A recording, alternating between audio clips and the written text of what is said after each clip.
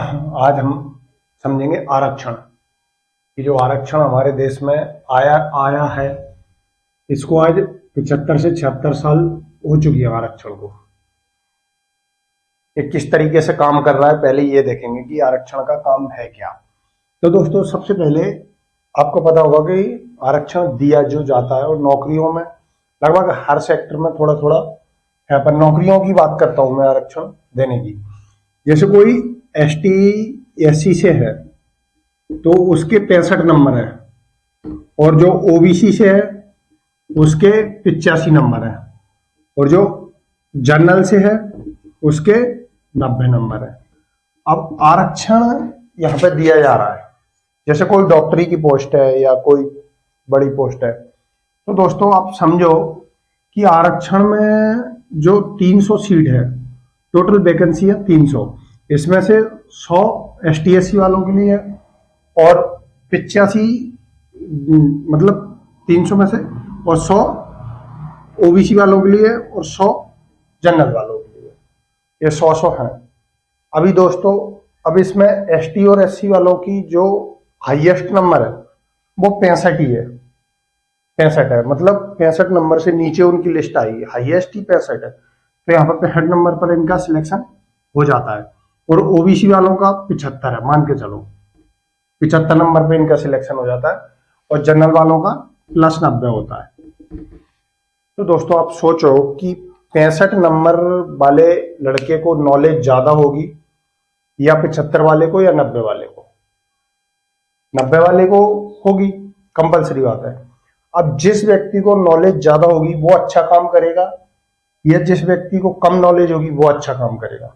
सोच, मैं खिलाफ नहीं हूं, मगर मैं रियलिटी जो आरक्षण की है वो सच्चाई बता रहा हूं। अब मान के चलो 65 वाले का सिलेक्शन हो जाता है और 90 वाले का नहीं होता, ये हमारे देश की सच्चाई है। बोलते हैं देश विकास नहीं कर रहा, विकास करे ना करे वो बात अलग है, मगर सच्चाई यही है। दोस्तों, पॉलिटिकल पार्टी जो है, पहली बात तो ये सोचो कि संसद में बैठा कौन है? 540 आदमी, और पूरे देश को चला रहा है।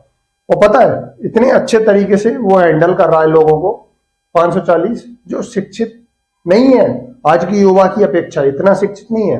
अगर चाहें तो जितना UPSC जो लड़के क्लियर करते हैं उनको बिठाओ, माहौल बदल जाएगा देश का दोस्तों।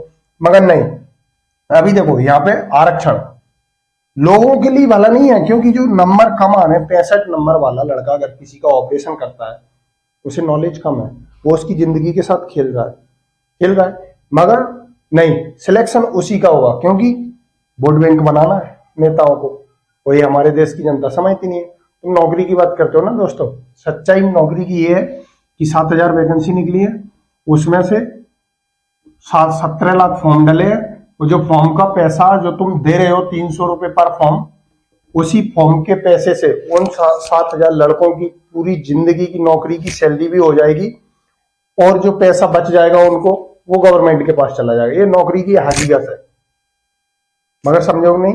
अभी मैं सिर्फ आरक्षण के ऊपर बात कर रहा हूं। अभी दोस्तों 65 वाले का सिलेक्शन हो जाता है और 90 वाले का नहीं होता, ये एक्चुअल फैक्ट है। आरक्षण हुआ।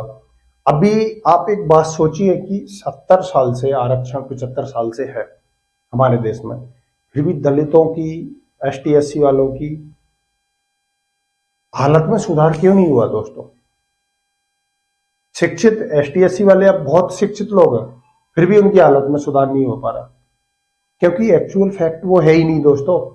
जहां आरक्षण मिलना चाहिए उस पॉइंट पे आरक्षण कभी गवर्नमेंट ने दिया ही नहीं, ना किसी ने दिया, ना डॉक्टर भीमराव अंबेडकर जी ने दिया, बल्कि उनको देना चाहिए उस जगह पे नहीं दिया उन्होंने आरक्षण।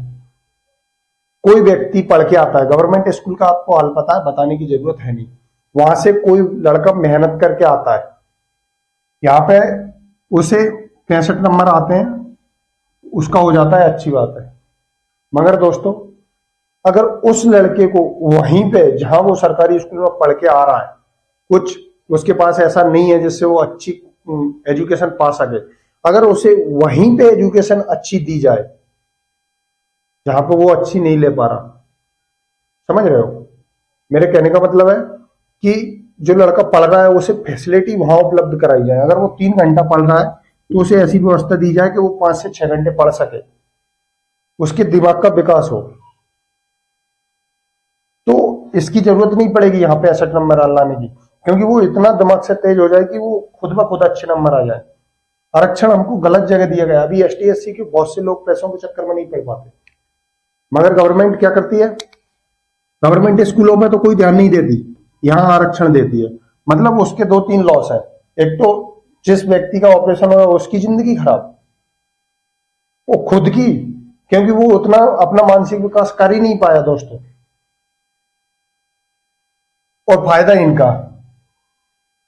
और अगर ये एक्चुअल फोकस जमीन पर दे, जैसे कि एसटी एससी वर्ग का एक समुदाय है, ये समुदाय, अगर समुदाय में ही जाके उनको शिक्षा, बेहतरीन शिक्षा उपलब्ध कराई जाए, तो इधर से आरक्षण खत्म कर दो भले, क्योंकि फिर वो शिक्षित अच्छे से शिक्षा लेके आएंगे, मगर उनको फैसिलिटी नहीं मिलती।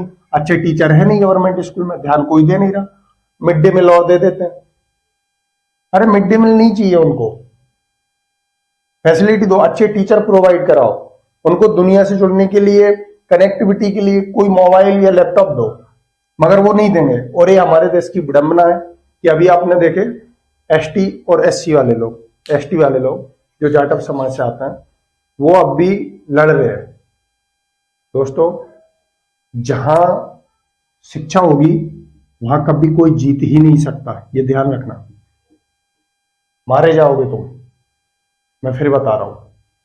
अगर आपको एक्चुअल में लड़ना है तो आप ऐसे लड़ो कि अच्छी से अच्छी शिक्षा पाओ, यूपीएससी क्लियर कर लो, कलेक्टर बनो, सारा जिला चलाओगे आप, ब्राह्मण घुटने टेकेगा आपके आगे,